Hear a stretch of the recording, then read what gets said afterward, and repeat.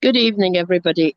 Today is going to be our second discussion on the diaspora in the hope that we can find a way forward to include them like we include the ancestors in a lot of meetings around the world. So I've asked Brother Glenroy to do his second presentation. And Brother Coco had other things, and the other people that we asked were also busy. So Brother Kwame is stepping in to tell us why he feels, because he has children in the diaspora, why he feels they should be included in at the table of Pan-African discussions for a united Africa. So having said all that, let me ask Brother Glenroy if he's ready to present. Thank you.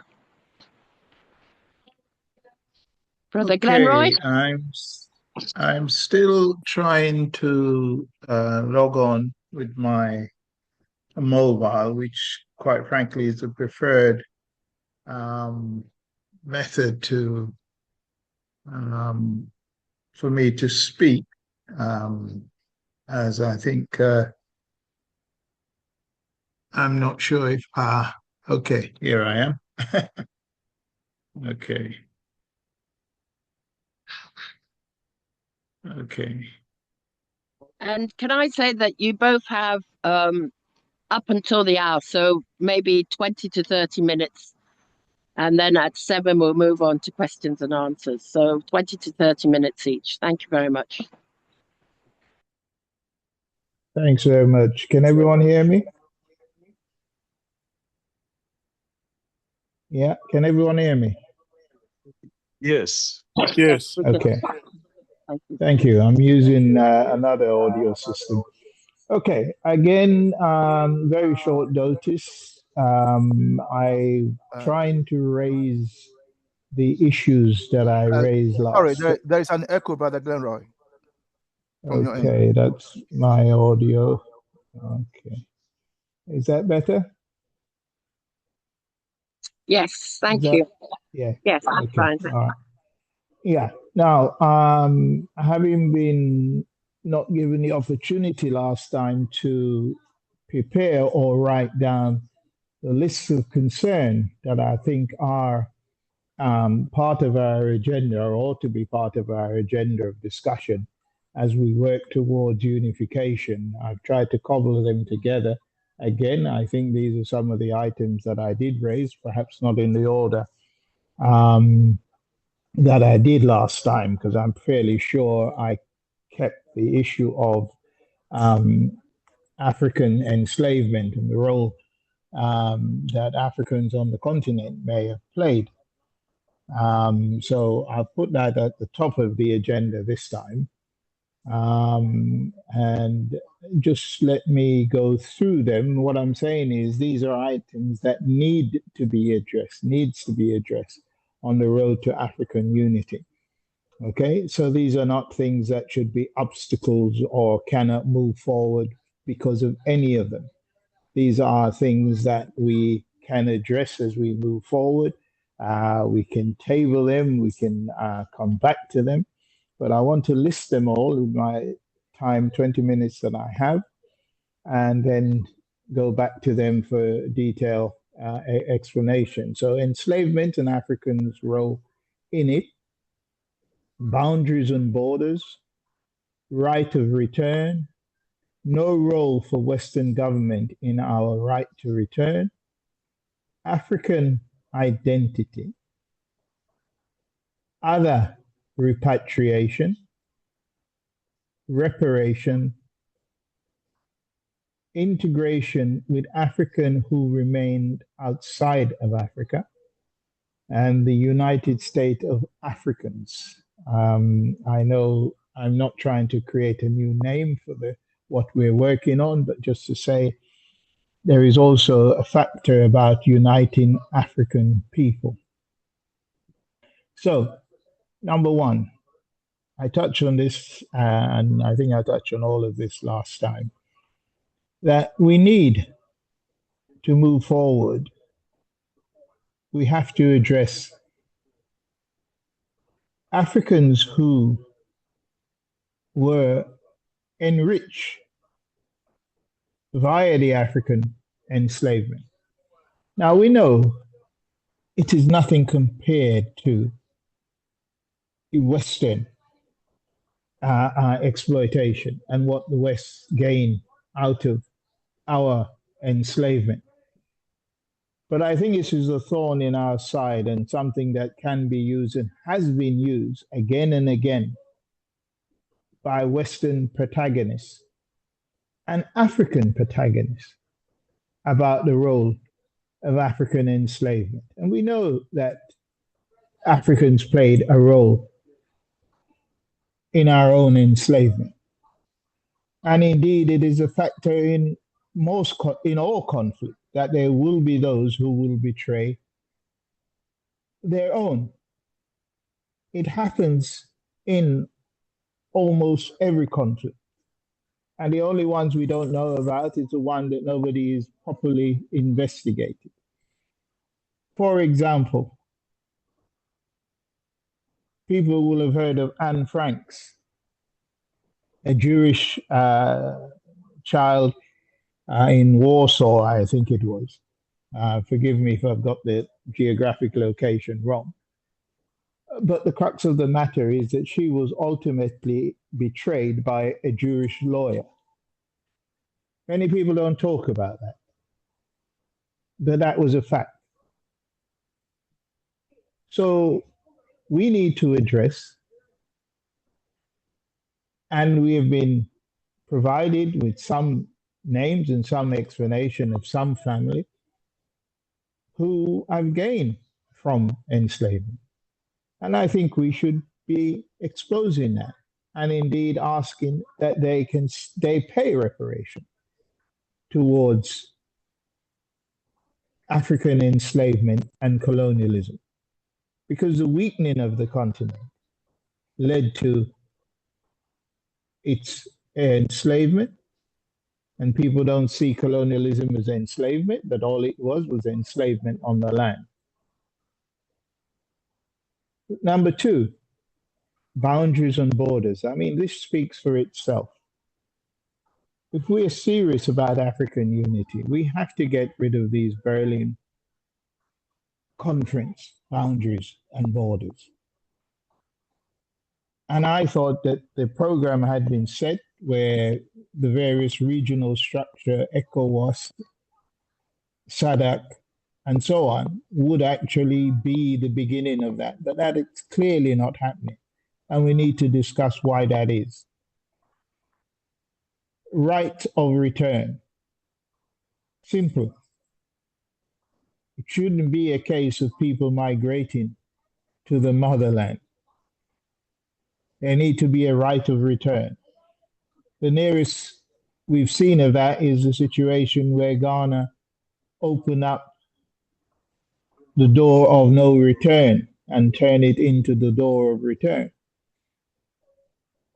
However, that came with the requirement of various accreditation, legal process to prove that they had the right to return, or more appropriately, that there is no legal impediment by the West. And leads on to number 4.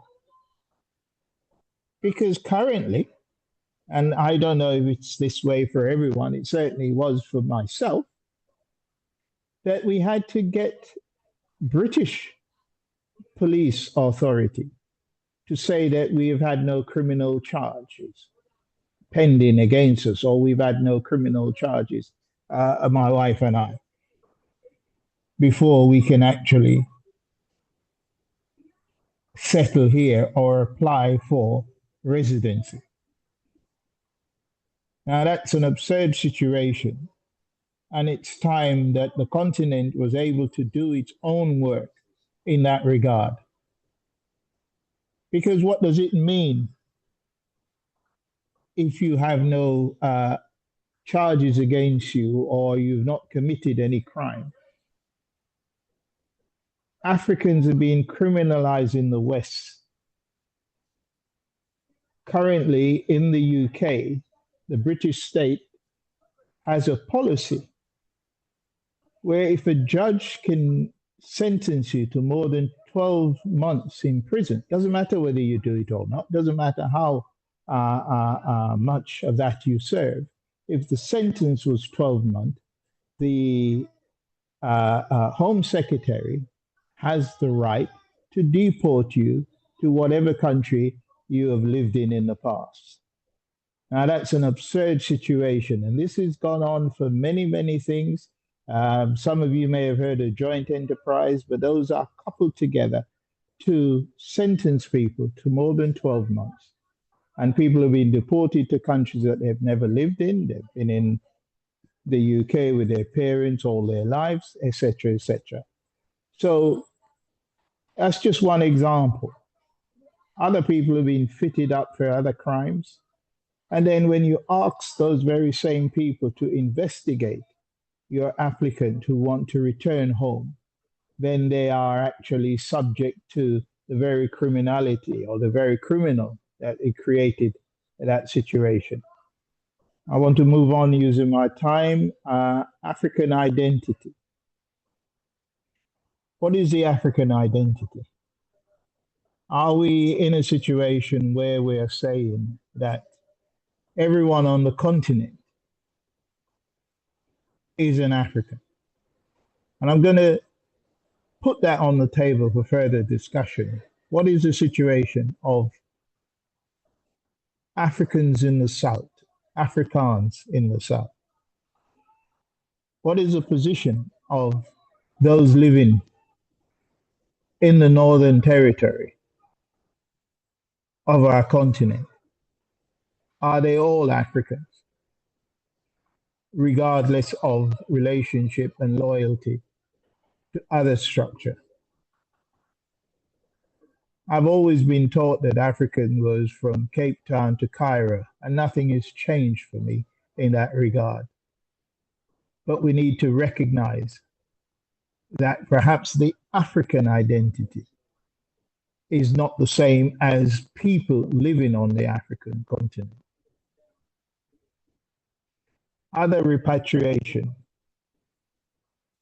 What this is that we have to recognize, and it goes along with item 8, we have to recognize that there are Africans who will not repatriate physically to the continent,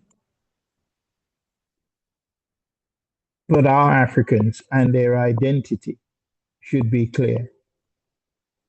I could go into detail about number 7, reparation, because there is a misunderstanding that reparation is about only enslavement. Reparation is about the damage done to the continent, not just those people stolen and taken away. But reparation and repair should also be around the issue of depopulation of the continent. And then when they were done exploiting those outside of the continent, they return to the continent to imprison and enslave people on the land. And it always seemed there is a difficulty about us understanding or coming to terms that enslavement did not end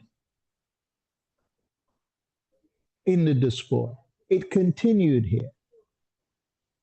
And we cannot be addressing reparation unless we address those issues, including what was done during the colonialist era and what is being done in the neo-colonialist era. Number 8 is about ensuring that Africans who will remain, and many of us know who they are and have encountered them, will not want to come to Africa. But a united Africa will bring them sustenance and global respect. So we must ask that even if they intend to remain in the West, that they're an integral part of the African nation, wherever they are around the world. And we need to come to terms with that fact that there are and will be people who will not want to be part or will not want to be on the continent, even to the point of building a relationship, either traveling to the continent, holiday on the continent instead of in Europe and America. Fine. But because they're Africans, there should be a program, a project to say, how will you integrate with the United Nation of Africa? And just for my last point, I think I'm not sure if it's 20 minutes, we started 10 late. The United Nation of Africans. I'm using that phraseology because I think that this is about people unification, not just geographical unification, but people. So, Chair, I'll leave it there. I'll obviously take any question on this. I'll have it to upload if anyone wants it. I think I've sent it to you. Thank you, Brother Glenroy. Thank you very much indeed. We'll come back on questions after Brother Kwame has made his presentation. So, Brother Kwame, can I ask you if you would like to present now? Thank you very much.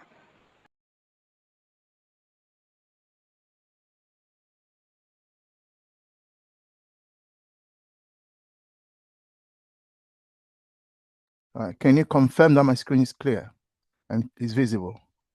Yes, it is. Thank you. Right. So thank you. So I am Christian Kwame Agbotsa. I am living in the diaspora. I live in the diaspora. My family, and when I say the family, I'm referring to the African family. Cousins, brothers, sisters, our children, therefore nephews and nieces. And I also have a family on the continent, again in the African sense, and I have family also in the US, also in the African. So one can argue that, like others, mine is an international family because we have family also on the continent of Africa. And if I may even widen the African meaning of family, I now have family in Kenya in the person of Brother Pigeon, who I regard as a member of my family. I have family in Uganda, Brother Eric, who I regard as a member of my family. I have family in South Africa, in the person of Brother Benny. I think you get my drift. I have family in Malawi, in the person of Sister Grace. I have family in Zimbabwe, in the person of Sister Tapua. In fact, Sister Tapua is even more of my family, not that the others aren't, in the sense that her brother married my sister, the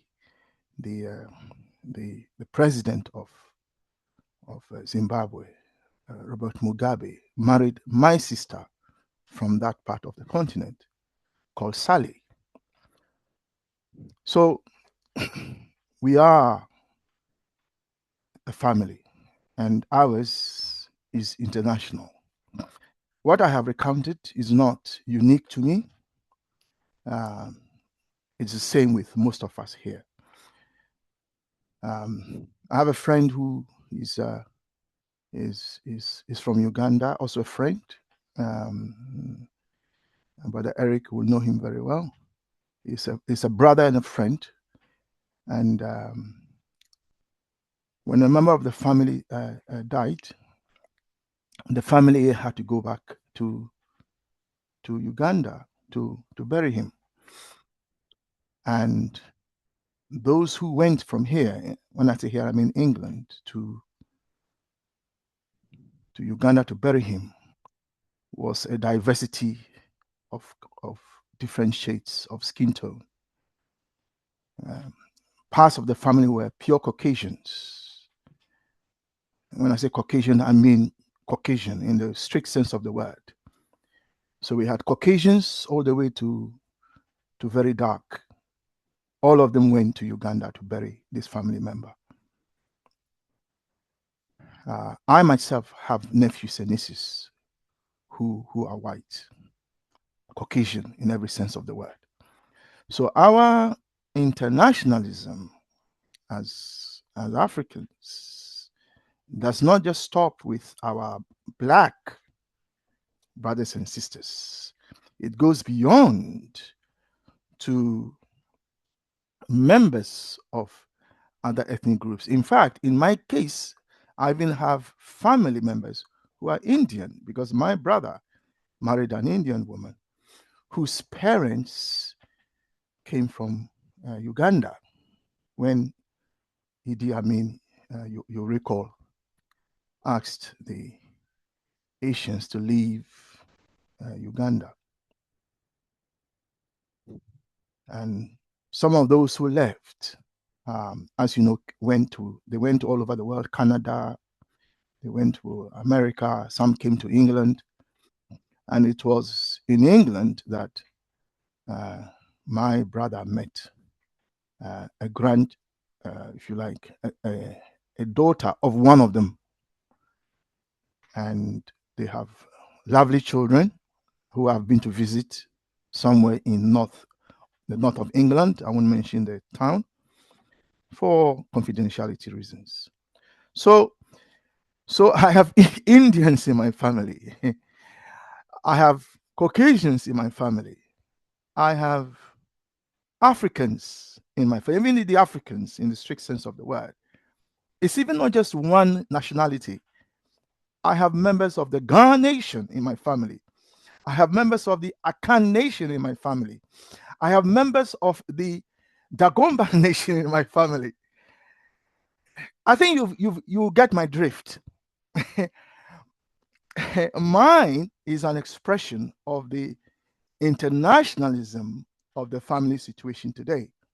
And I use mine as an example. When Sister Ida asked me if I could speak on the matter, I took a while to get back to him, and I said, yes, I will. And the request for me to speak on this matter, Sister Ida, you'll have to tell me when my time is up, because I can talk for 1 hour on this matter. So I'm not watching the time. So please, you watch the time and tell me when I should stop. You give me about 5 minutes in advance notice, and I can stop. So I thought carefully. As I speak to you, my children hold British passports. Okay, I myself have never held a British passport because I am not British, and I refused to be British. I refused to be British because I could not, as a Pan-Africanist, live with the idea that I give up my hard-won citizenship of the nation of Ghana that Nkrumah set up and replace it with the passport of the very country, the very metropole from whom my forefathers fought to liberate us, their children. There are Africans who are happy with that. I have no problem with that. It's their decisions to make. But I made a conscious philosophical and ideological decision that there is no way I am giving up my Ghanaian passport for the passport of an imperialist nation. It's just not possible. I just can't. It will make me mad. I'd rather return to Ghana and live in Ghana poor, dispossessed, I don't know, whatever, than to accept that, for me, illogical position. As I speak to you, I have uncles, I have nephews, I have brothers hold British passports. So, what am I talking about? I'm talking about the United Nations of Africa and the fact that this United Nations of Africa, let's be clear, is not some kind of pure nation or some kind of pure organic grouping of the African nation, so pure that even at the edges, there are no interconnections. Of course, you will always have the purity somewhere in the middle, by which I mean you will find members of the Anglo nation who belong to the Ever nation. As in the Ever nation is also in subgroups. The Ever nation stretches from eastern Ghana all the way to southwestern Nigeria.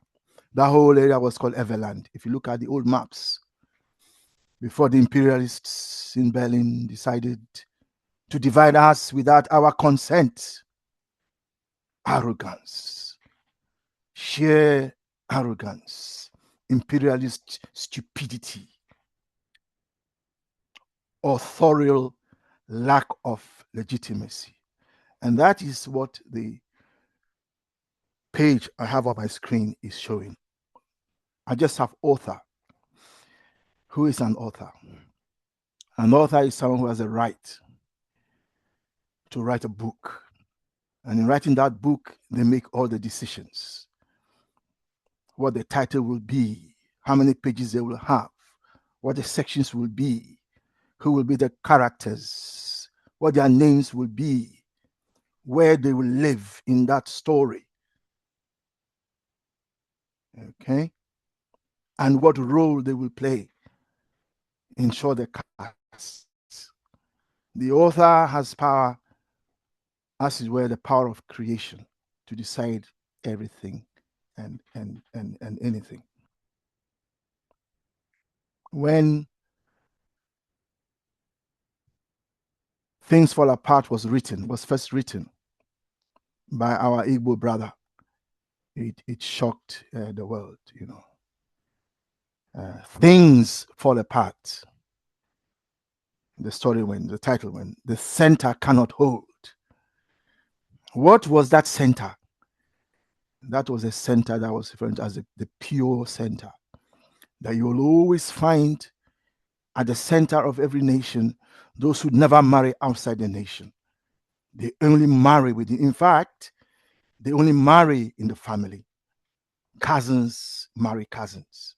Sometimes for the purposes of progeny, you don't marry too close, but you still marry within the family. Right? Or you marry interfamily, interclan, but always within the family. You never go outside. There is that purity.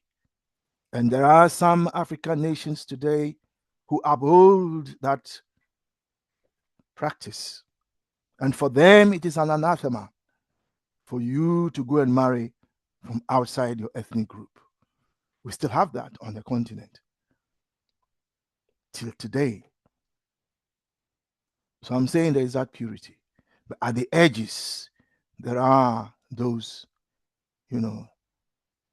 like some of us, who our parents are even Evers, but they belong to sub-nations of the Evers. My mother is from the Ever nation, but from a substrate of the Ever nation. My father is also from a substrate of the Ever nation. And before they got married, the family had to sit down and decide if they would allow her to marry this man from the other sub-nation. My uncle tells me that in those days, many years ago, not my parents' days, but even before that, women were very scarce, probably because of the enslavement. They stole a lot of our mothers and sisters and aunties and female cousins. So women were very scarce on the continent. So even if you were allowed to marry a woman, sometimes you have to relocate from your father's house to live with the father of the woman. That is how dire the situation was. That's what my parents have told me. So the family had to meet, and then they had to decide whether my mother could marry this man. That's my father. And the decision was made. I was told that they came to the conclusion that since both sub-nations came from the same location in somewhere in Nigeria, because that's where we emigrated from, and a king called Agokoli. Apparently, he was a wicked king. So our parents migrated, they left, and they walk backwards so that they don't leave traces, and so on. So, and they all came to where today my ancestors, my nations are. And the argument was that we all settled in different parts of this part of West Africa. So what does it matter whether he is a member of that nation or that? We are all brothers and sisters. And so the argument went that the family then agreed that my mother could marry my father. Now, this is even just within the same nation as the Ever Nation. And this is what? Not long ago. We're talking about, talking about not, I don't want to give away my age, but, this is before I was born. So, So I am saying that these things are happening. So what is the African nation? What is the African nation? So the African nation today is made up of the pure centers, and then you come from the center, and then it's getting mixed with other nations, and you come to the edges where you now cross boundaries to different ethnic groups, like I mentioned earlier, where they have a funeral in Uganda, and then you have members of the family there who, if you look at them, are basically Caucasians. Or if I attended a wedding in England and the family came, some of them are Caucasians, but they are my family. I can't say they are not. I can't say because of what imperialism did to me or did to my people, therefore these are not my family. They are my family. I can't cut them off. So the question is, what are you saying? Are you saying the African nation should belong to everyone? Well, clearly not. Clearly not, because every nation has its own land. Yes, even though there's extended family, if you go onto the African continent today, you can find the Igbo nation in a particular geographical location. You can find the Ewe nation in a particular geographical location. You can find the Ga Adangme nation in a particular geographical location. You can find the Orimo nation in a particular geographical location. You can find the Luo nation in a particular geographical location. You can find the Mandika nation in a particular, and so on and so forth. So we are not saying that, I'm not saying that it belongs to everyone. I'm just saying that the reality of the family is what I'm referring to, but not the root in the soil and the bloodline. The root in the soil and the bloodline are two different dimensions of what we are talking about. So the United Nations of Africa, let's be clear, we are talking about the nations as they geographically exist on the continent. I had asked my brother Pigeon to send me the full list of all the nationalities on the continent. We have more than 2,000, as far as I remember, ethnic groups on the continent. I mean, talk about diversity. We are a diverse nation of nations. Now, I want to thank Brother Glenroy for his presentation. He mentioned things that I think we need to unpick later in the discussion. The fact that, and I'm pleased he said the Union of African Nations, not the United States. I think people are coming to our idea, because we are convincing people that it should be United Nations. But Adrianus is here. But Adrianus, you recall, wrote a book in which he talked about the United Nations, United States of Africa. Even Brother Adrianus, who is also based in Uganda, in Tanzania, by the way. And so now Brother Adrianus is my Tanzanian brother. Now, he has also adopted our terminology, the United Nations of Africa. So it looks like, brother, welcome. Our job is being made easier because the key or important voices in this discussion are accepting our definition of this nation. Now, the other thing also, brother Glenroy mentioned here. So I'm talking about authorship, brothers and sisters, authorship. Yeah, we being the authors of our own of ourselves. That's what we are talking about. So again, we'll discuss this, but I just want to preempt it, and I want to be clear, brother Glenroy. There's no such thing as an African identity, not currently anyway. There is no such thing as an African nation as we sit here in this discussion. There are African states and there are African nations that have been imprisoned in these states, and these states are neo-colonial contraptions. Some might call them criminal in some cases, as some have described South Africa as a crime scene, which is still continuing, as some have argued. So there is no such thing as we sit here and discuss. There is no such thing as an African identity. It does not exist. It only exists when we have the United Nations of Africa. Then that will establish the basis for a continental identity of the African nation. Of course, I am at the moment an Ewe. That is my identity in terms of nationality. But I am also a Ghanaian. But that Ghanaianness is because of the Westphalia project, which is the basis of the modern state, which is enshrined in international law, which is managed by the United Nations. Okay, when Ghana became a state, in that sense, Nkrumah took us there. We registered with the UN as an independent state, as did the other African states. Okay, so that is the state that I'm saying. Yes, I'm Ghanaian, but I am an ever first before a Ghanaian. During the CPP days and our Sajivot Kwame Nkrumah, we were encouraged to see ourselves as Ghanaians and not as Evers or Gans or Dagumbas. And the reason was that Nkrumah and the CPP wanted to forge a united nation, but now we understand to be a united country, a united state. So the state itself, the post-colonial state itself, had to be united. Otherwise, problem. If you can't unite the new colonial state itself, then there's a problem. So the program at the time of the CPP, I won't go into that, was United Nations, and they were successful at that.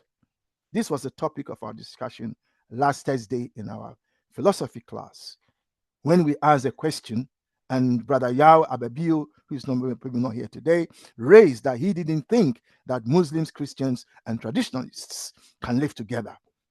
And Sister Tapua said, yes, they can, and gave an example of Ghana. And Brother Benny also backed Sister Tapua and said, yes, they can. So that is the other thing. Now, let's be clear, and sometimes I get confused. Let's be clear on this. There is no African state that was responsible for the enslavement of our brothers and sisters. Let's be clear. Ghana did not enslave anybody. People confuse the nation of Ghana today with the nations that existed at the time. This nation called Ghana today was only born in law on 6th March 1957. That's when it was born and registered as a state with the United Nations. This nation called Ghana, this state called, did not enslave anybody.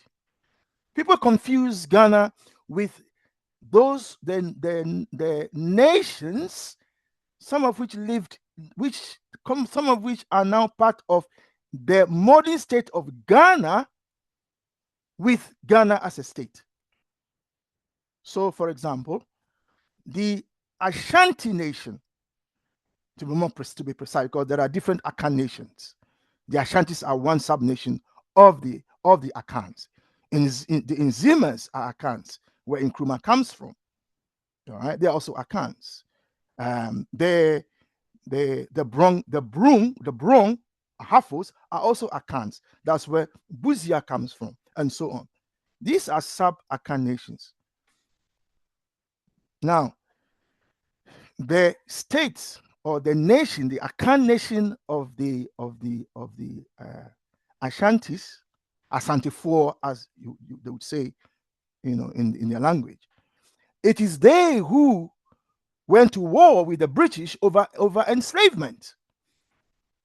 I think we all know this history, so I don't go into that history. So basically, if I may just quickly remind all of us, the British wanted slavery to stop because they had seen the light of common sense, or the light of whatever light it was.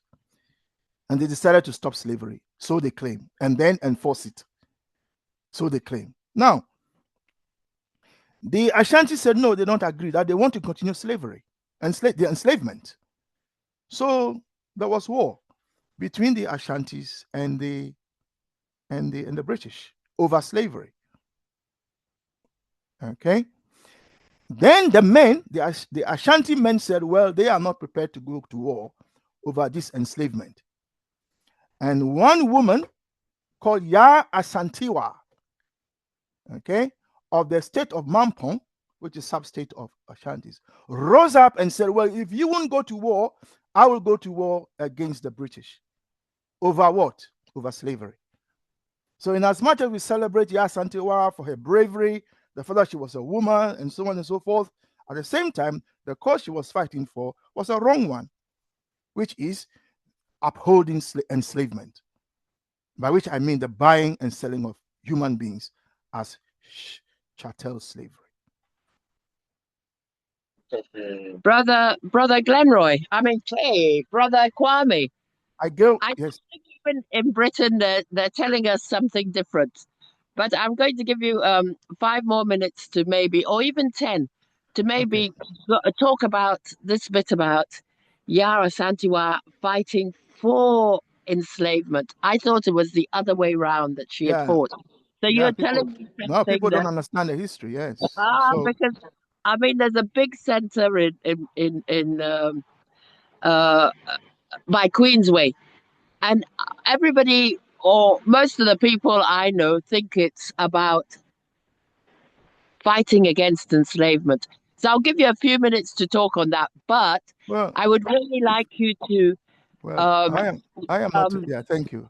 Thank you. I am not a historian. If people have facts, if people have facts to prove that what I'm saying is wrong, I stand to be corrected. But this is my understanding so far, that when Brother Glenroy talks about the fact that Africans were involved in enslavement, I am saying that this is an example.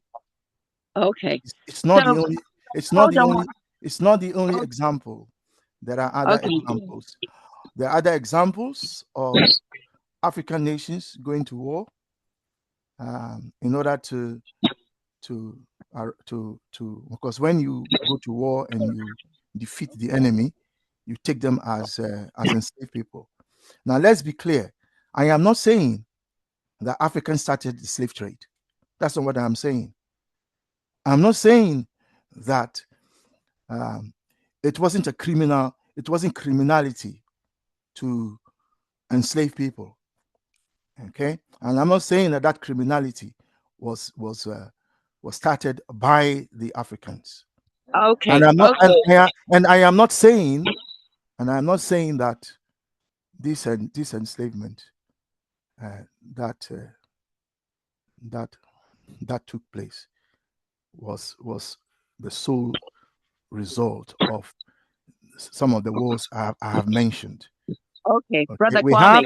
We have examples of Kwame. Yes. Can I, as chair, just ask you, please, because you're going to have to wrap up in a few minutes.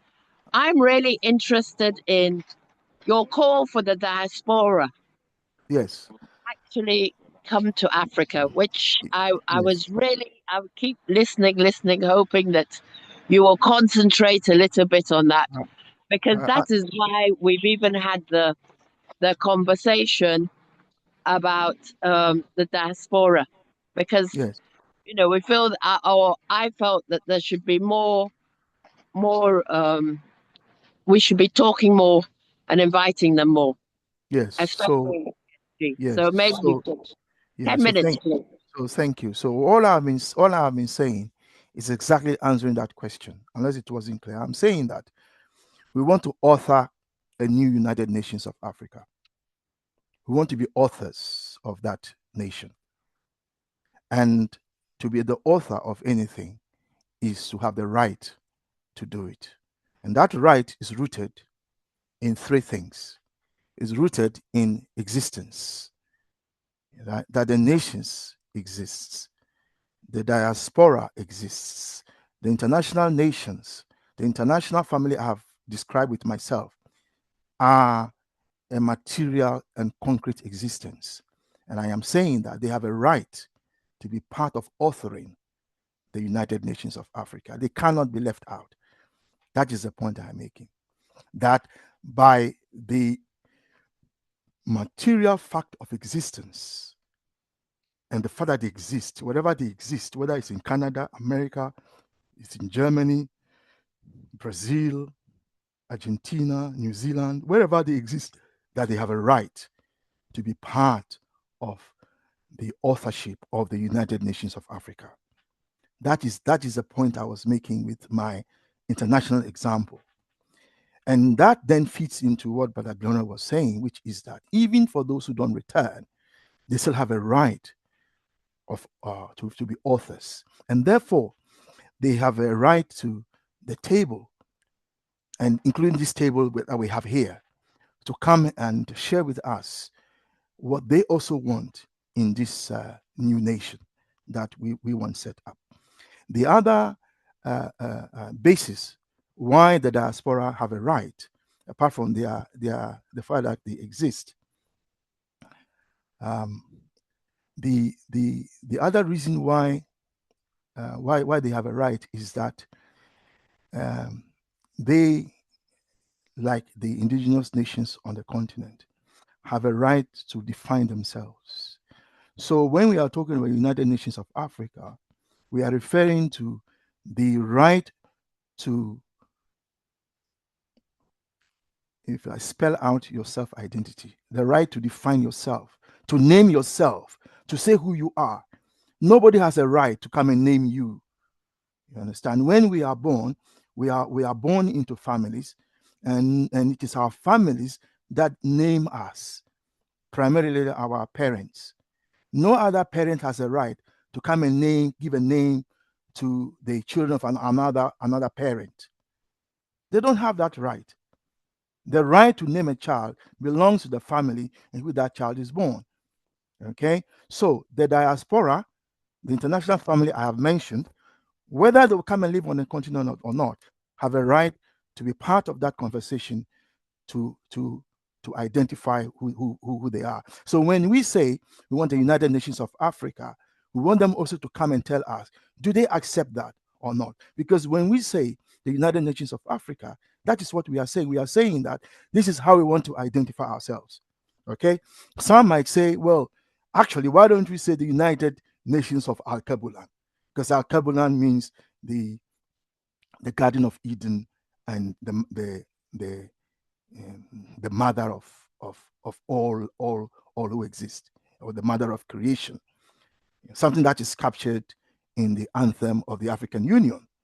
So some will say, well, why don't we rather call ourselves in the United Nations of Al-Kabulan rather than the United Nations of Africa? And then someone will say, well, the word Africa is not in my language. The word Al-Kabulan is not in my language. In my language, the land of black people is Amaibodu. Amaibodu is a name. If you go to Luo, it's a different. If you go to Fanti, is different. If you go to Igbo, is different. So if we are going to craft a name, we can never craft a name that all the nations will accept, because every nation has a different language. But we have to have one name that we all subscribe to. My research so far shows that almost every African group has to some extent defined itself in terms of identity, in terms of black. When you go into the deep, you find they say in terms of identity on the land, they define themselves as black people. Okay, that's my research so far. I'm not saying it's definitive. I'm not saying it's the last say on the word. I'm saying that the second reason why the diaspora needs to be involved is because they have a right to decide on their self-identity. So if they don't like whatever name we are proposing, they have a right to say so.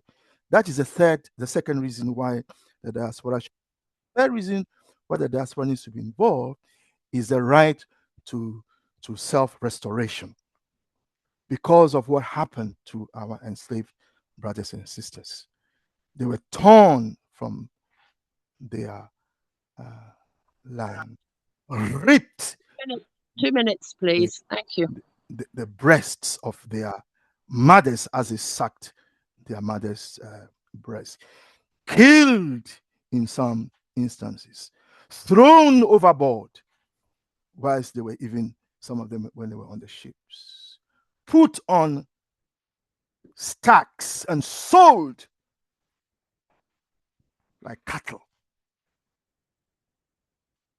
The dehumanization of Africans, which still continues,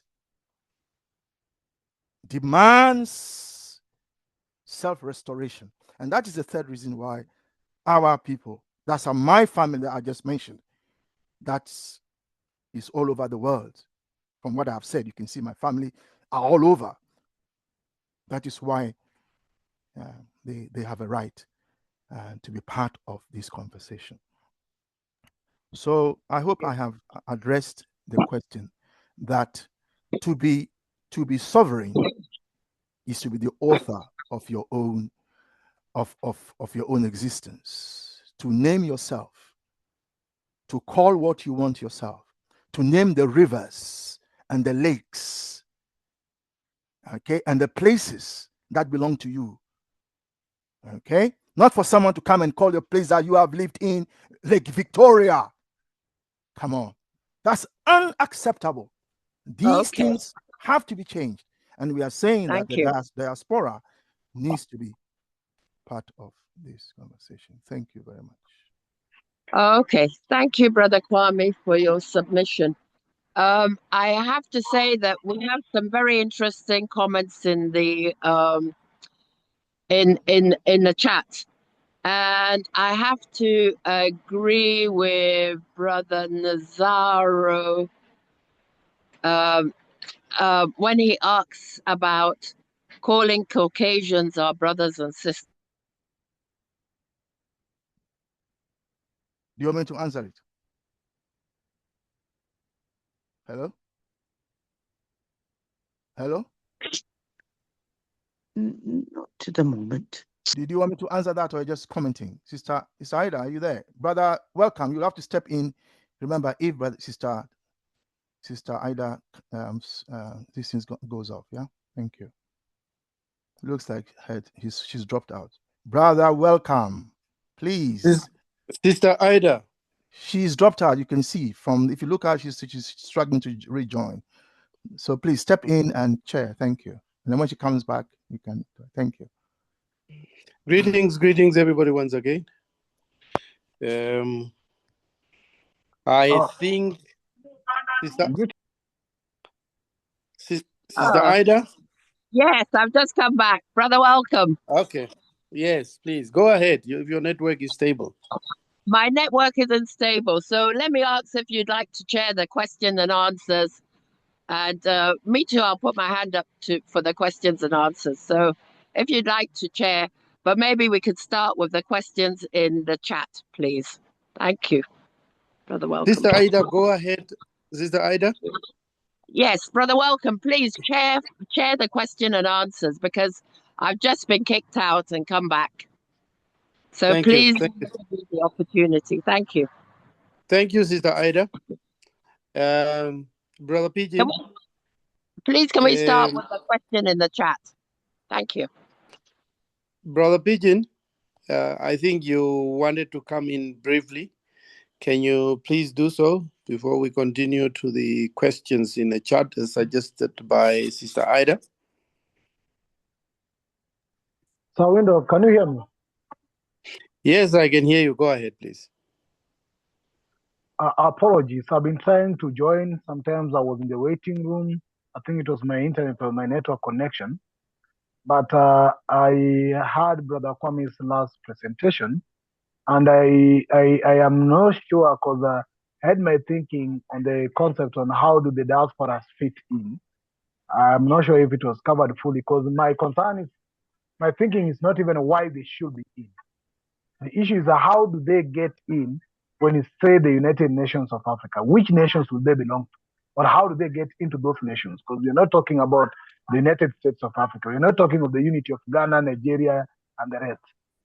How do the diaspora Africa get in the so-called nations that you want to unite? And my thinking directly is that before they left the continent, they belong to a nation.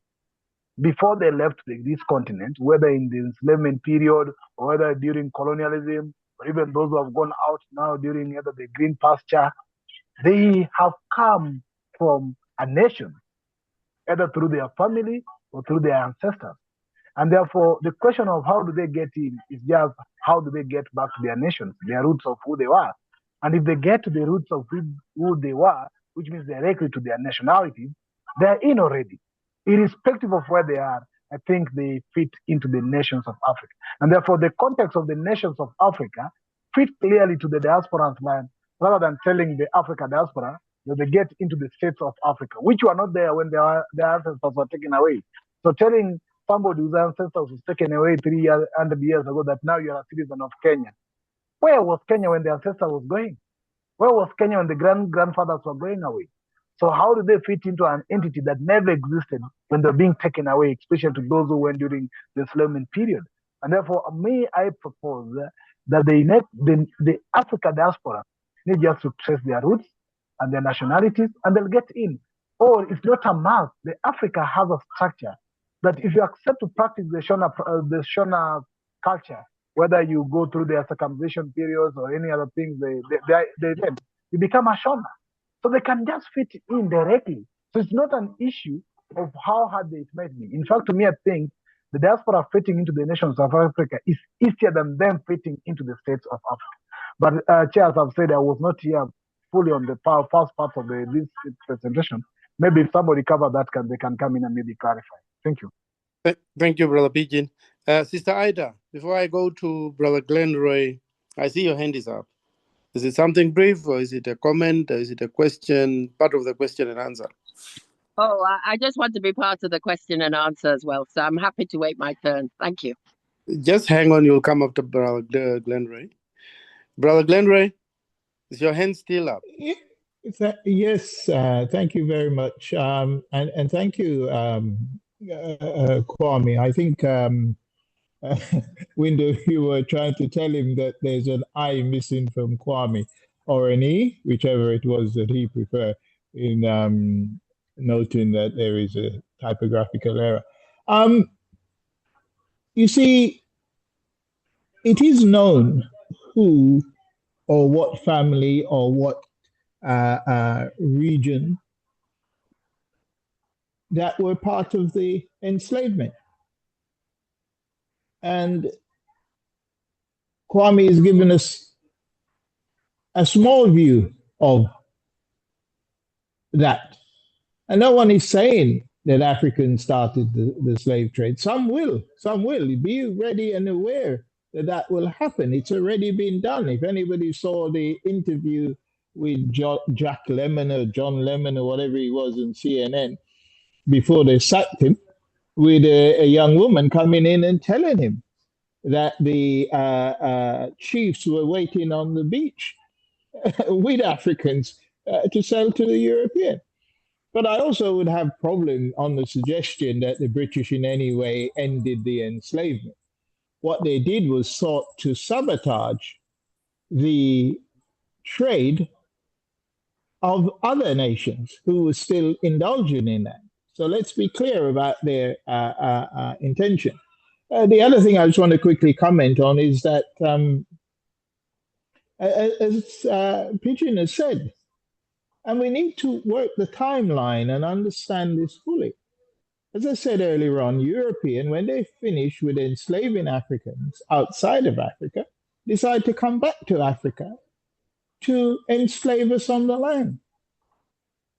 And that's the only time they wanted to create these geographical locations. Yeah, 1807 in British Parliament, supposed to be a decree that enslavement will end. Didn't happen till 1834. Berlin Conference, 1834. Yeah. So the reality is that this is connected, and we really have to see that. I understand, comrade, about our relationship with Europeans, with people from other parts of the world.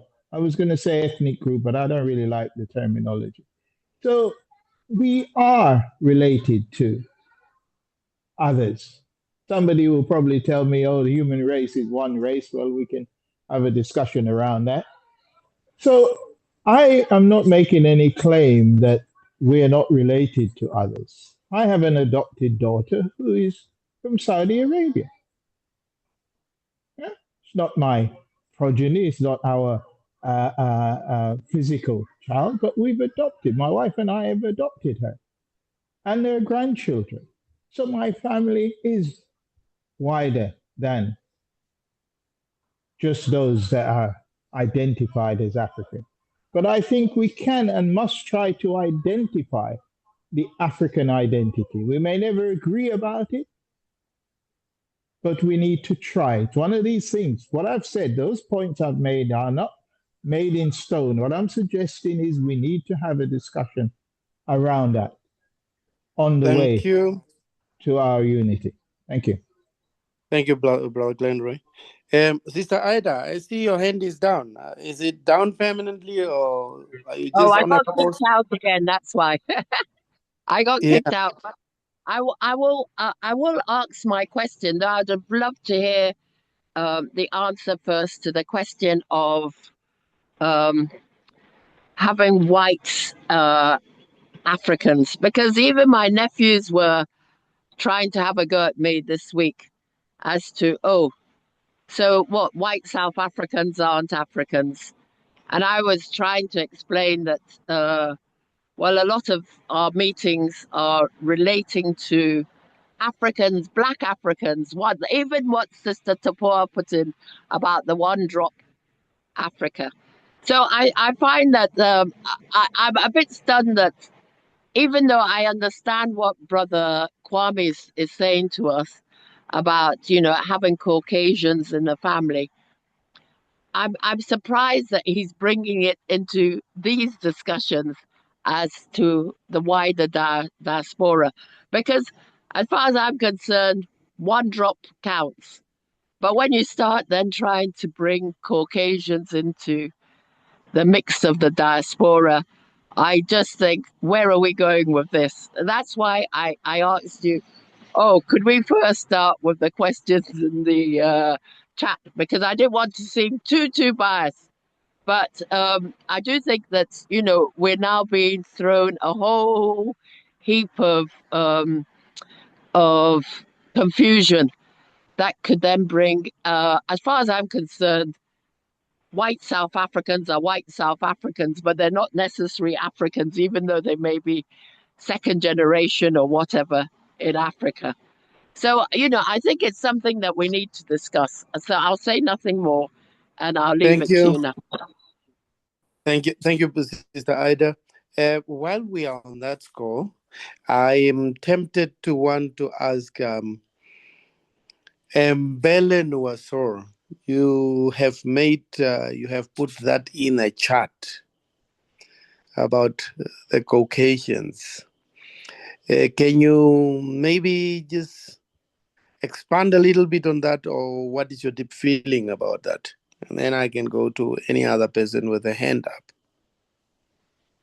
if you are comfortable to do that. Mbele? Right. What? Brother What? Kwa. Yes, go on, Brother Glenroy. Yeah. Yeah, Look. yeah, okay. What, Sorry, okay. Sorry. sorry. Can I go ahead? Yeah, sure. Go ahead. Okay, good evening, everyone. My name is Ebele Belmomo, so I'm speaking from Lagos, Nigeria. I also, by a way of being an African and a full-blooded one, float also a movement towards this Pan-Africanism and the unification and unity of Africa. And one of the things I know that is going to help 3 us minutes, to please. be stable is the fact that we must clearly define who is an African. As far as I'm concerned, it is not also an issue because it's very glaring to an extent. And that's why I put it in the chart that people who cannot trace their lineage to African ancestral blood, I mean, does not fit into the fold. We can't, it doesn't make sense to me. I mean, that might be some sort of a mistake that you say that Caucasians are our brothers and sisters. As far as I'm concerned, we are trying to bring problems and troubles to the table. We might not see it now, but eventually it will play out. If at all, it will take a long time before it begins to Thank you. show up. Thank you very much. Thank you so much. Can I ask Brother Sipiwe just to hang on a little bit? And I would love to ask Brother Kwame to... But can I just say something quickly, in the sense that I agree with our sister to some extent, but the 1 reality is that... 1 minute, please. Yeah, the reality is that people born in South Africa are South African. Doesn't make them Africans, because our definition of Africa, we must address that at some point as soon as possible, because there is a definition. I don't agree with Kwame that there is no definition. You know, and if there isn't one, we should make one, because we need one for this process and discussion to really move forward. Now, we won't get it right. We mustn't be afraid to step up and deal with that. Thank you. Thank you so much. Brother Kwame, Yeah. will you make a comment on both that, especially the comment by Brother Pigeon? Yes. Of Yeah. So, thank you. Go ahead. And then our Nigerian sister, my Nigerian sister. 3 minutes, please. Yeah. So, yeah, 1 minute is what Brother Pigeon. Am I audible? Okay. What Brother Pigeon, the point Brother Pigeon has raised, has already been accepted. So that is not an issue anymore. I think we discussed this at length in the last diaspora meeting. So, and we said that people can trace their lineage in terms of DNA, or they can just choose whichever nation they like and join. And because ours is uniting the nations, not the states. So I think, Brother Pigeons, that has been agreed. But the modalities around that, we also said people like Brother Sipewe will help us address that. Because that's a question of how. What structures are we going to put in place? Or do we propose to put in place? Those will be addressed by the technicists in our midst, like Brother Sipewe. So I think that is clear. The second issue about the Caucasians being our brothers and sisters. You see, sometimes when people are talking, you need to be listening carefully to what they are saying. Otherwise, then you don't understand what they are saying.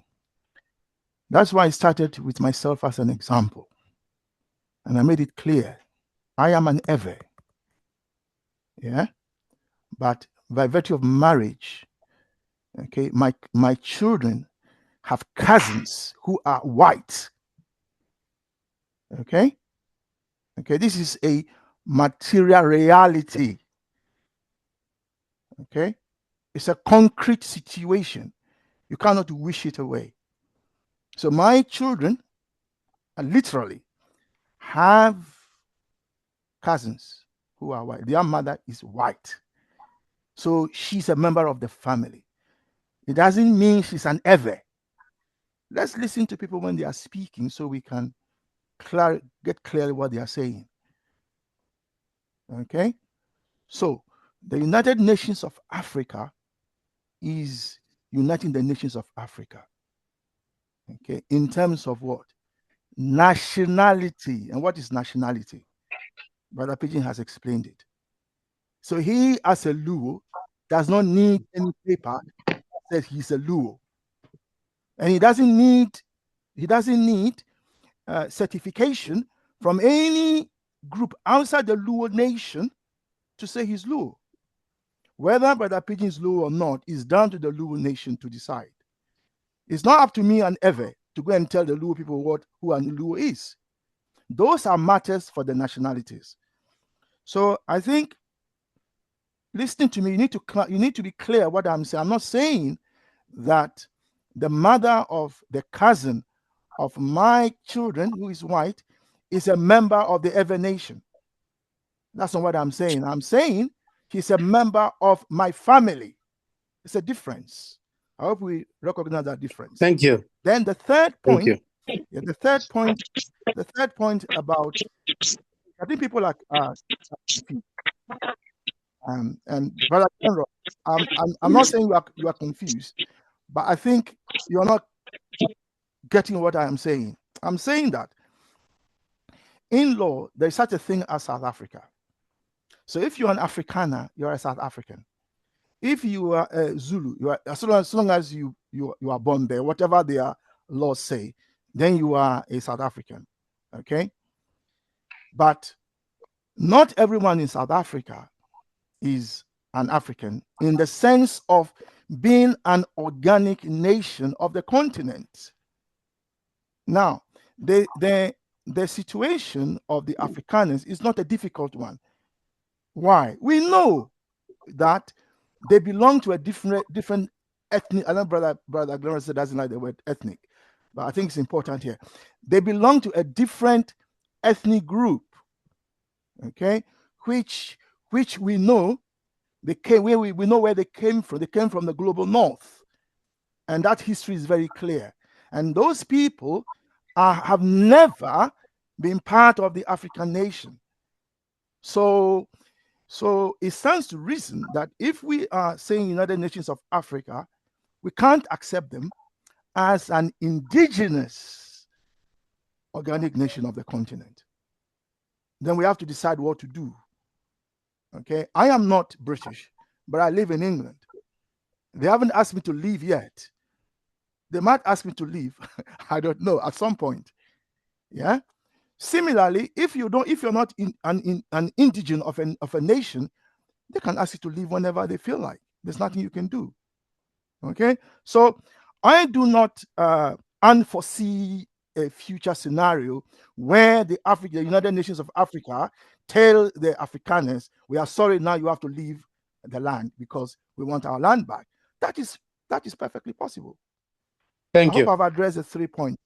Thank you. So what I'm saying, let me just clarify. So what I'm saying, Brother Glenroy, is that being a South African citizen does not make you an African. Why?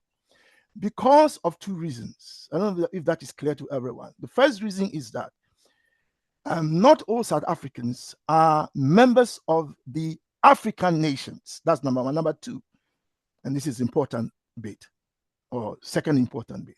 There's no such thing as an African identity at the moment, because in terms of nationality, because there is no African nation yet. It's yet to be born. It doesn't exist yet. We want it to come into Thank you, brother. Thank you, Brother Kwame. So those are the clarifications I want to make. Thank you, Brother Kwame. Sister Tapua, I can see your hand was up and down, but it's now up. I'm going to give you the first round to go because you also had 2 comments in a chat. Are you going to touch on them, or is it a new hand on a new issue? And after Sister Tapua, Eric was next, and then Sipiwe, and then Benny also. Sister Tapua, briefly, 3 minutes. Time is running against us. Thank you. Very much.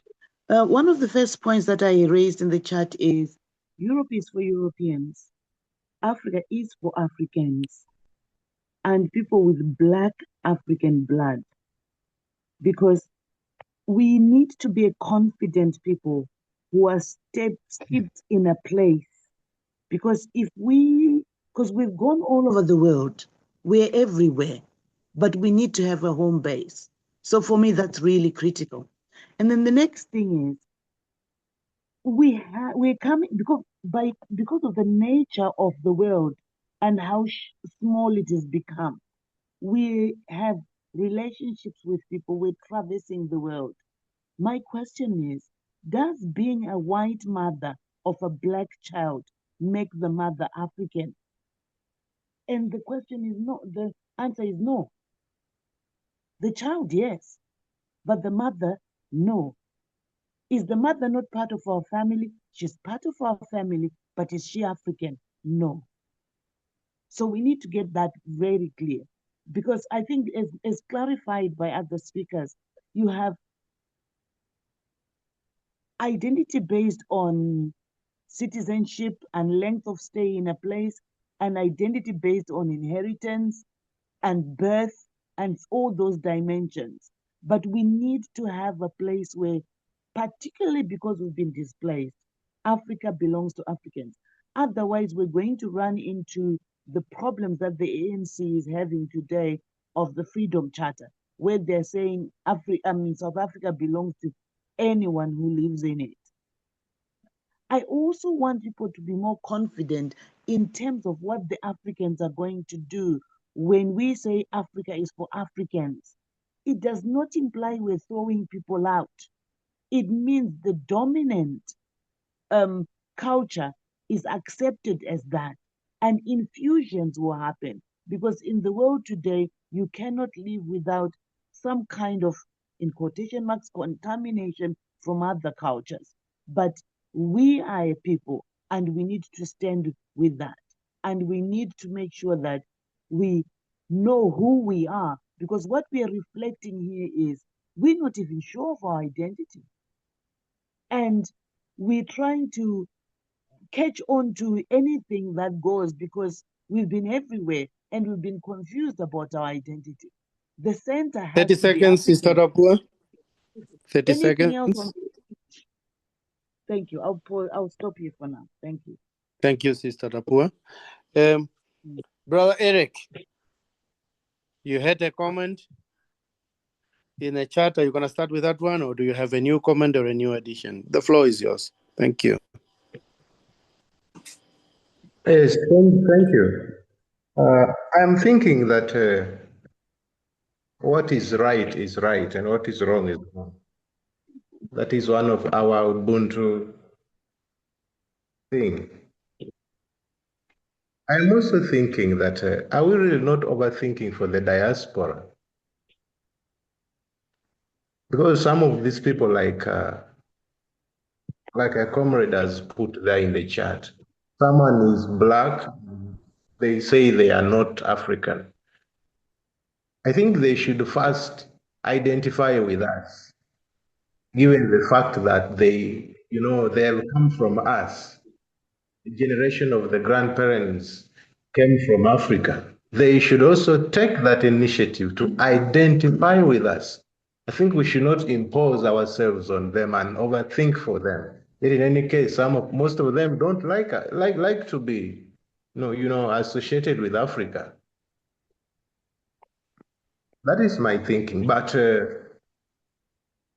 I agree with Brother Kwame, because now I know he's the strong type that one time I narrated about my grandfather, that if you can marry outside, you still keep that strong commitment to your community, then you're a strong one. So I believe that by that, every string attached to such a family is part of the African family. Thank you. Thank you, Brother Eric. Brother Zipiwe? Greetings, everyone. Wow, Thank you. there's so many points I would love to touch on, but in the interest of time, I will just try 3 minutes. 3 minutes Yeah. only. In the interest of time, I will keep it short. First of all, after 6, 7, 8 generations in the United States, Black people are still part of the African diaspora in America. So therefore, Europeans in South Africa or anywhere in Africa, even if they've been there 6, 7, or 8 generations, they are the European diaspora in Africa who have attained African citizenship. They're not Africans. They are European diaspora in Africa who have attained African citizenship. So that is a demonstration of clarity on identity. What I like about the Pan-African Federalist movement is they have, like I think it was Christian said, we have to create, it was either Christian or Glenway, this distinction between Africans of the blood and Africans of the soil. Okay? Africans of the soil is anybody born on the African soil. But this gets to the heart of the matter, what we're talking about what it means to be African.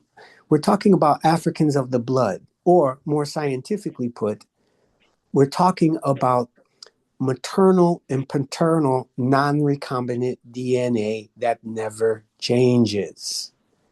Okay? If you have either maternal or paternal non-recombinant DNA that is of African origin, you are African regardless of your skin color. Okay? One of the questions I would ask Kwame to answer directly is, those Caucasians in the family, right? Just a yes or a no. Are they to be included in the United Nations of Africa? And finally, my last point is, I like the term United Peoples of Africa better, especially if the subject is going to be the inclusion of the African diaspora. Because I agree with Pigeon, right? If we were to get free African ancestry, maternal and paternal DNA testing, then no person in the African diaspora, or what I call Afro descendants, those that suffered the chattel enslavement, none of them would have an excuse other than they're still the victim of ethnocide for not knowing their maternal or paternal ancestry, or in this particular parlance, nationhood. Because if it was free and voluntary and free being provided by the perpetrators of the slave trade, 20 seconds. Yeah, then we would know that the person is interested in identifying in Africa because they took advantage of the free DNA testing, and then they would know. Now, we cannot discard those who don't identify, or as one person commented, don't want to identify. They are still our African brothers and sisters who are suffering from ethnocide and haven't reached that level of repair in their consciousness. We don't discard them from our union just because they're still suffering from ethnocide. So let me land there. Thank you. Thank you. Thank you. Brother Kwame holds that question for later. Brother Benny. Yeah, thank you. You're up next. I posted about a lady who came on SAFM, I think maybe twice, that she's black. I think whether it's Twani or Sutu or Zulu, that one I'm not sure. But she was raised by a white family, and she said that I'm never African. And she said, I'm not African, I'm white. I mean, just imagine this. So how do we explain this? So I think we need to have an open way for personal conviction, how people identify themselves. Because the mixed race people in South Africa, for instance, they don't want to associate with African, you see. And then also they can't be white. So this is a problem.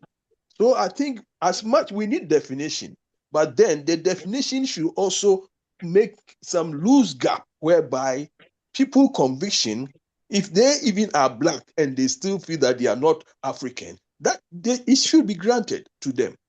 Yeah. Thank you. Thank you so much. Thank you. You are very economical on the time. Thank you. Thank you. And Chasa, you had a comment. Can I hear your comment once more? Do you want to build up on your comment? Thank you. Chasa?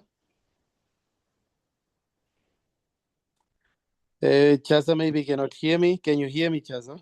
Are you still there? Can you unmute? Good. Chasa has got maybe challenges.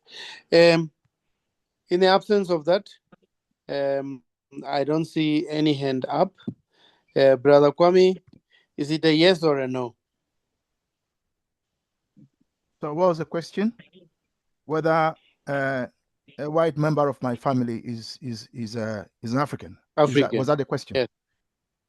But I answered Yes, that question yes. already. When our Nigerian sister raised a question, Sister Ibele and Wuzo, I answered it. I said to her that I am an Ewe. My children are Ewe, okay, because we are patrilineal. Their cousins are, the mother of their cousins is white. Is she an Ewe? And I said, no, she's not. I mean, that doesn't require any, it's very straightforward. It's logical, common sense, straightforward. I don't see that this should be an issue. How is a white woman that who has children for my wife's brother, which is why they are cousins? How is she an Ewe? It doesn't make sense to me. I think people are getting confused or confusing family, and I understand, because in the Africans, when we say family, we mean the extended family, don't we? So we have to be careful how we use the word. So I think the question is legitimate. He's asking, when you use the question, so I'm going to reinterpret the question saying, are you using family in the African sense or in the non-African sense? So I'm using the non. Kwame, if I may, yeah, just very quickly, again, you said it, right? We're getting confused. This is why I put a direct question to you, yes or no, to remove the confusion. Right. So is a white family member part of the United Nations of Africa? Brother Kwame, yes or no? No, because there is nothing saying. No. Agreed. Brother Kwame? No. Yes. Brother Sipiwe, Brother Kwame, that has been cleared for both of you and for the group participants, I suppose. In the interest of time, Brother Glenroy, your hand was up, and I think it's the last hand that I will take before I will hand over to Sister Ida to go on with her proceedings. Brother Glenroy. Yeah, just to say, Brother Kwame, what you said is what I said about the identification of the African community, including what Sipiwe said. There's no difference between us. They are South Africans, but they're not Africans. And there shouldn't be this confusion that somehow being South African make them African. And we need to widen that discussion around the northern region of our continent. But a lot of people feel very uncomfortable about addressing that. But we're going to have to do that. So this is one of the things I put down. There is no African nation that can be said that this is the definition of an African. We have to create it. We have to create it. It doesn't exist, so let's create it. Thank you, Brother Glenroy. Grace Chisomo, Chasa, General Anunnaki, 1 minute each. if you would love to come in, starting with Dr. Maha. Do you want to say anything or can I pass? 1 minute. I would pass General Anunnaki, 1 minute, if you want to say Hello? anything. I was speaking. Dr. Maha, Dr. Maha, are you there? Yes, I'm here. I was saying 1 minute. Yeah, I was saying is good. It's good we be accommodative. Basically, it's about anybody who is black, either by blood or by the soil. But the question is, what about those who are black but refuse to be identified as black? So I think we just have to be accommodative. Yeah, that's my take. Thank you. Thank you. General Anunnaki, I hope we have all taken note of that question. General Anunnaki? Greetings, family. No At large. comment. Thank you. Hey, okay, what I'll just say is just that we need to restore the African kingdoms. That will help us to have the African family societies in accordance to the DNA of Africans. Thank you. Thank you so much. Shasa, I'm challenging you again. Can you hear me? If you can, 1 minute for your comment. I can hear you. Yeah. The only thing that I would want to contribute is that we just need to stop trying to embrace these people, these Neanderthals, because they do not embrace Africans. That's the only thing I have to say. Thank you. I've got lots more to say, but it will turn so the air much. a very deep shade of blue, so I'll end it there.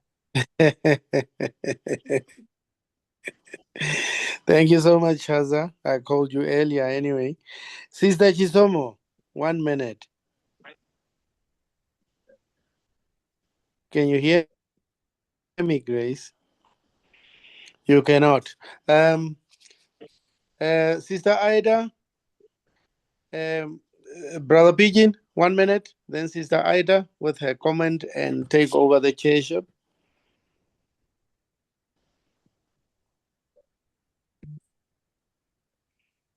Brother Pigeon cannot hear me. So let me take this opportunity then to thank everybody who has participated in this question and answer session. And I'm handing over to Sister Ida. I think her network is stable and she can take this session further ahead. Thank you.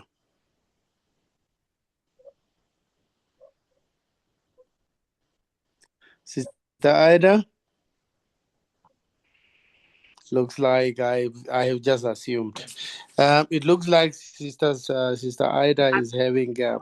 Yes, I'm back again. I wasn't sure if you all right, called. take over, please. Out. No, I said if you have a comment, take over with your comment, and then you take over the whole proceedings. Oh no, have Brother Glenroy and Brother Kwame given the final statements? Do they want to make final statements, conclusions? Can you hear me?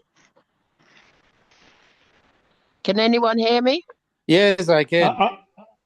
I would like to make a quick statement, if possible. Yes, please go ahead. Yeah, the purpose of this discussion, and as I said in my written submission, is that this is an ongoing process. All of the things that I put forward, and others should have been included, is an ongoing discussion. None of it is set in stone. I'm not coming here to say, we should spend our time or all of our time about those Africans who were part of the enslavement. And Kwame is absolutely correct. No nation were there. Nations were fighting among themselves to prevent it, some to engage in it, etc., etc. But what we need, because it will come back at us by Europeans and by Africans who are against unification, it will be used against us. So we have a task, if we are serious about unification, to discuss the thing that Kwame so elegantly put about the Ashanti and what was their reason for attacking the fort. And I've been to Elamina, and some of the stories they tell you about Elamina, it was not as it should have been. But that's another issue. We must agree to provide some space to discuss this thorny issue. Otherwise, it will be used against us. Thank you, Chair.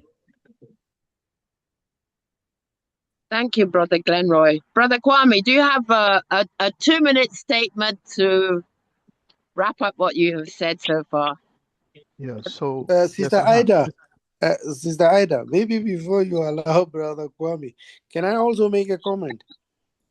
Who is that, Brother Welcome? Yes, please. Oh, please, yes, please do, please do. Thank you, thank you.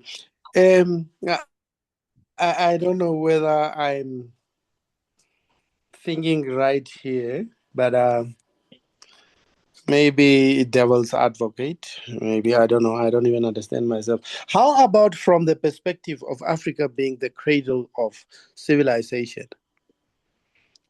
Do I understand correctly if I say life originated in Africa and everybody, for that matter, has got the roots in Africa? I don't know. Thank you. Thank you very much indeed. Brother Kwame, you have 2 minutes and maybe you can address that. Yeah, well, thank you. I think, brother, let me start with brother. Yeah, I'll say what I have to say in 2 minutes. I'll summarize. So I think brother Welcome is aware that there are inheritance laws of every African nation. And just because you were born in a particular house doesn't mean that the house belongs to you. There's a saying in my language amongst my people, and the saying goes like this: you can be driven from your father's house, but nobody can drive you from your mother's house. So I'm just saying that there are modalities as to how to handle if you are born in a house, that house belongs to you. So we have no problem with that. Again, the technicists like Brother CPA will help us to draft the modalities for those. What I have sought to present today, Brother Pigeon, to answer your earlier question, was what I was asked to do. I was asked to present why my children should be at the table discussing these things. And my reasoning were three. One, it's an existential issue that they exist. Therefore, it is your right to be part of it. My second reason was that all discussions around self-identity has to be partaken by my children as well. And metaphorically, as a metaphor, the children of all of us, all Africans who are outside. My third reason was that it is because of the right of self-restoration. And that self-restoration includes those who are not alive today.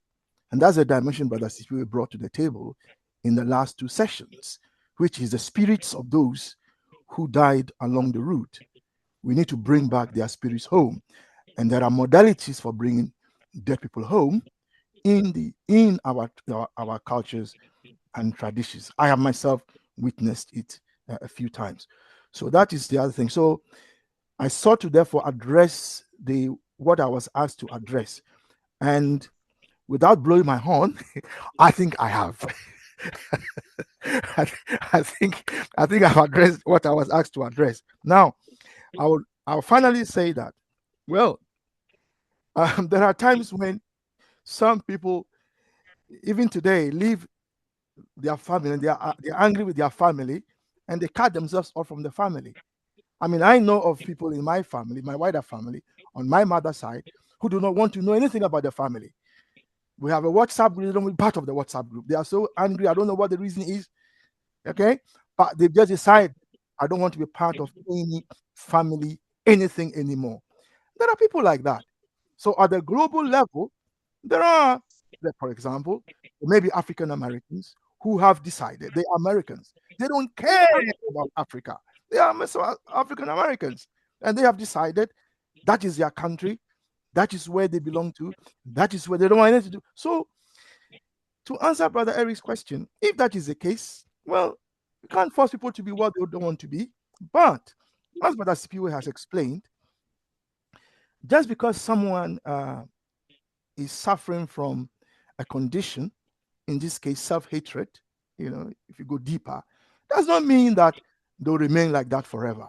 So we still have to leave room for people who come to self-realization, and then they turn their back on their self-hatred and come to enlightenment that actually, even though I hated my family, even though I said all these bad things about my father in the public square, I think I'm wrong.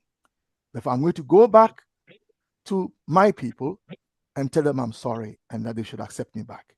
When they do, as somebody said, we should be accommodating. As this is what Dr. Maha, we are accommodating people who will accept them back and restore them, because that in itself is part of self-restoration. Thank you.